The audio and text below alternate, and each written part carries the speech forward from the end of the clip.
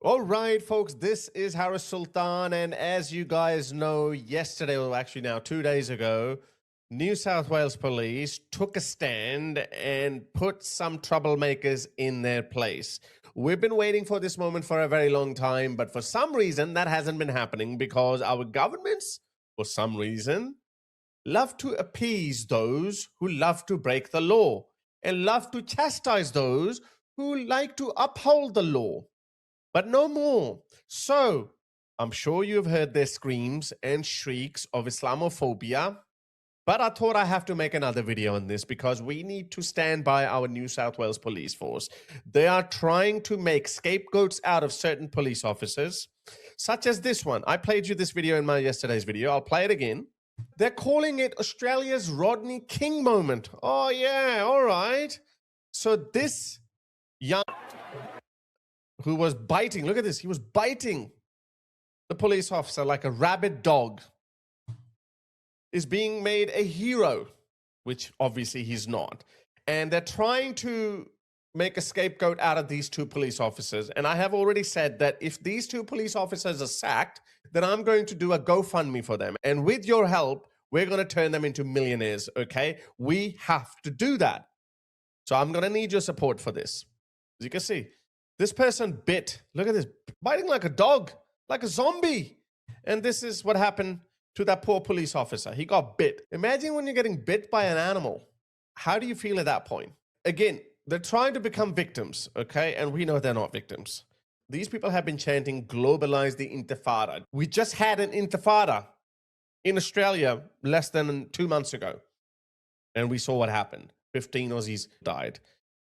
And the Israeli President Herzog, he came on our government's invitation to pay respect to the victims of the Bondi terror attack. And these people started protesting. No more of this BS is going to work anymore. Let me show you this video once again. It is such a feel-good video. This needs to happen everywhere. Everywhere. Guys, what are you doing? What are you doing? What are you doing? Get out! This woman just got pushed here, yeah? So she's a Green senator, and she put a photo with that neck brace around her. You just got shoved. Have a look at this. Just a gentle shove. That's it. And then she put up a photo with a brace. Typical Greens lefty performative bullshit politics. Look at them. Get up! Get up! F off! None of this. And look at this guy. This guy is a troublemaker. He's an Hizb ut-Tahrir radical Muslim. Actually, not a radical Muslim. As Muslims say, don't call him radical. They're normal Muslims, okay? He's a normal Muslim who wants to enforce Sharia, because that's the stated position of Hizb ut-Tahrir. He wants to put Sharia in Australia, okay? This is him. Remember those two Sydney hospital nurses who said, if a Jew comes to our hospital, we'll kill them? This is what he said about them. Listen to this guy. Social media post involving two nurses making comments about Israeli patients was never meant to be literal. Oh, really? How do you know it was ever meant to be literal? Did you know them personally? Are you aware of the sense of humor? Or you are giving them the same cover that you use for your own explicitly violent teachings? Because when they say Jews and Christians can't be friends, the hour will not establish when a Muslim starts killing a Jew. Even the rocks will say there's a Jew hiding behind. So these guys blurt out those violent passages, violent teachings of Islam. But when they are confronted, they say, not literal. Oh, we know the game you're playing. Or intended to be a threat to patient care. Oh, by the way, this is the reason why non-Muslim staff and management of that hospital actually changed the name of a Jewish woman to Karen Jones or something, to a totally Anglo name, because they were worried that the Muslim staff in their hospital might harm the Jewish patient. That happened in the wake of the Bondi terror attack. Pathetic. Anyway, so that wasn't the point of the video. So this lefty green politician, David Shoebridge, he's our AOC. Look at this. Look at this. They're chastising the police for doing their job. Let me say that again.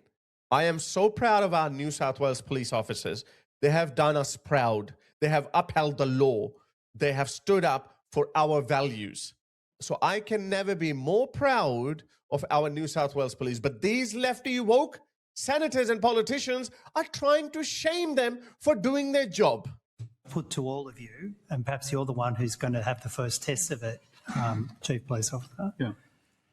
Have you looked at what happened last night, and what assurance can you give that those scenes of incredible police violence will not be repeated when President Herzog is here in the ACT tomorrow? Well, I can't give you that assurance. That depends on the behavior of your protesters. If they behave like rabid feral animals, then I'm sorry, we have a responsibility to maintain law and order. If they try to get in our faces, if they try to pick a fight with police officers, if they throw projectiles at us, and I can assure you they always do. They've always done it.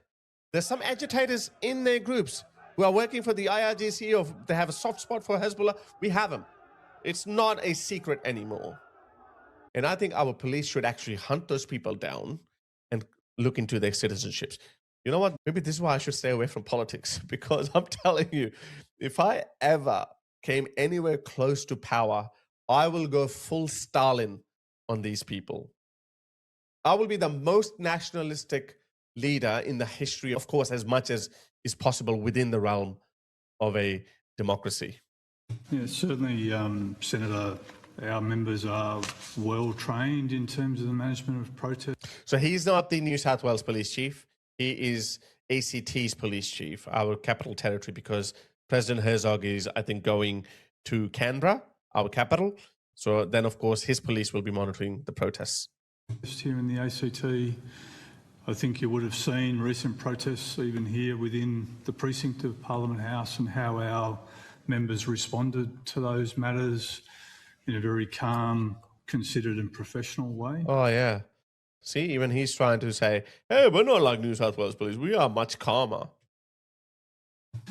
Just recently, I think the most recent of those was on Australia Day, where we had our public order teams who worked to keep groups apart, to ensure that there was no violence between those groups, and to ensure that people could go about their peaceful protests. So there is absolutely, I can provide you with that assurance around the professionalism of our members, ensuring that they will go about their duties respectfully with the protest, but also if we do see criminal behaviour, responding appropriately. Yeah, we will respond accordingly, which is exactly what New South Wales Police did. If you get in our faces, if you throw projectiles, if you be aggressive, you will be dealt with pepper sprays, crowd dispersion, maybe batons, maybe, you know. What we saw with that zombie who was trying to bite the police officer's hand off, that's going to happen. And our members and those briefings occurred this afternoon in the lead up to with our leadership team for that visit that will occur tomorrow. Yeah, good. I hope it happens again.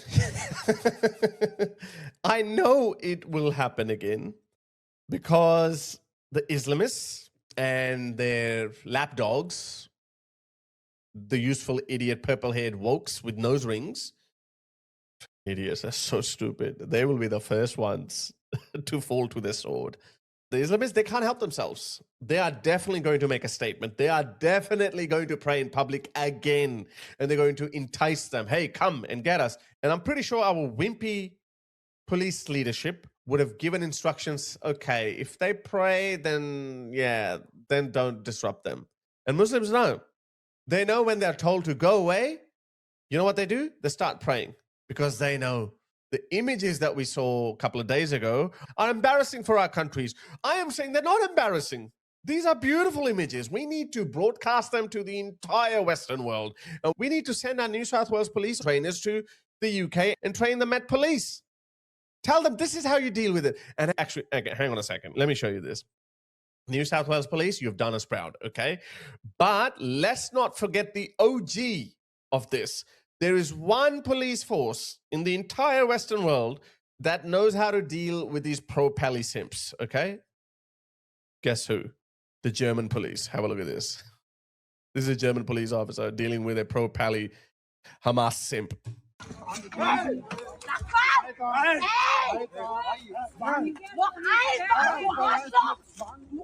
Yeah, get up. Haji, hello.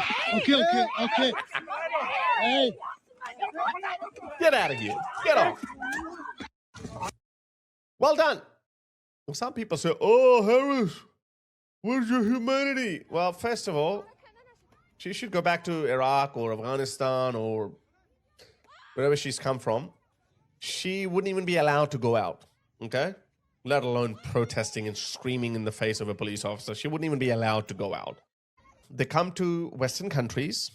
They abuse our rights, our laws, our freedoms to bring in oppressive ideologies that are antithetical to our values. So, no, I have no sympathy for these people. I want to see our police officers use even more force, use extreme force against these disruptors. They hate the West. They hate Western civilization. They hate the values and freedoms we stand up for. They're antithetical to them. They're totally opposite. And guys, as I said, don't be surprised. This is the reason why our government, run by the Labour Party, might be thinking about getting serious about the rise of Islamism because of this. Look at this One Nation Party. It's become number 2. It's become number 2, guys. This is amazing. Look, ALP is still up there, but our liberals, our Tories, whew, they're screwed. I hope these guys stay screwed forever. These guys are the worst wokes of all time. They are shocking. Look at this. Al Jazeera, the propaganda arm of the Qatari government. Look at this. They are reveling. They are spreading their anti-West propaganda to the max. Freaking Qatar. What does Qatar do to protesters? Actually, forget about this. I made this tweet yesterday. I probably wouldn't be able to show you on YouTube, but I don't know if you guys know.